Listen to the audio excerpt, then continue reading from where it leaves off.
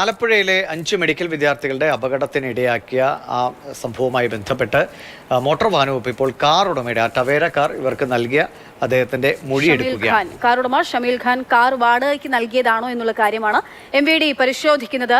Car വാടകയ്ക്ക് നൽകിയതാണെന്ന് കണ്ടെത്തിയാൽ ഷമീൽ ഖാനെതിരെ കോടതിയിൽ റിപ്പോർട്ട് നൽകും. ബിനിലുണ്ട് വിവരങ്ങളുമായി. ബിനിൽ തന്നെയാണ് ഇന്നലെ ഷമീൽ ഖാനോട് സംസാരിച്ചത്. അപ്പോൾ അദ്ദേഹം പറഞ്ഞത് അദ്ദേഹം ചെറിയൊരു പരിചയമുണ്ട്, ആ സ്നേഹബന്ധത്തിന്റെ പേരിൽ കാർ നൽകിയതെന്നുള്ളതാണ്. ഇപ്പോൾ MVD മൊഴിയെടുക്കുകയാണ്. എങ്ങനെയായിരിക്കും നടപടി?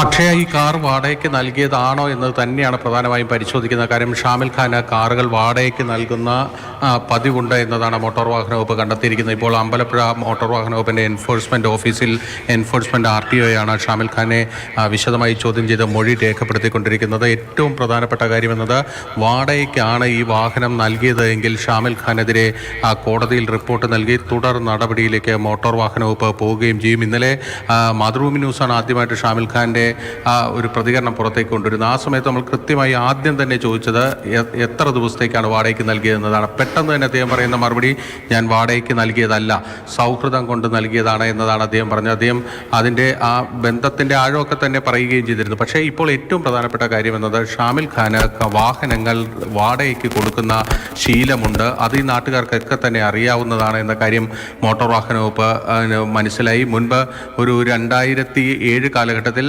ആലപ്പുഴയിൽ നടന്ന ഒരു പ്രമാദമായ രാഷ്ട്രീയ കൊലപാതക കേസിലെ വാഹനം ഷാമിൽ ഖാൻ നൽകിയൊരു വാഹനമാണ് അന്ന് ഉപയോഗിച്ചിരുന്നത്. അതായത് ഇദ്ദേഹത്തിൻ്റെ കയ്യിൽ നിന്ന് വാടകയ്ക്കെടുത്തൊരു വാഹനം കൊണ്ടുപോയി ഈ കൊലപാതകത്തിന് ഉപയോഗിച്ചു എന്നതടക്കമുള്ള വിവരങ്ങൾ എൻഫോഴ്സ്മെൻറ്റ് മോട്ടോർ വാഹന വകുപ്പിൻ്റെ മുന്നിലേക്ക് വന്നിട്ടുണ്ട്. അതൊക്കെ കൊണ്ടാണ് ഇപ്പോൾ പ്രധാനമായും ഷാമിൽ ഖാനെ ചോദ്യം ചെയ്യുന്നത്.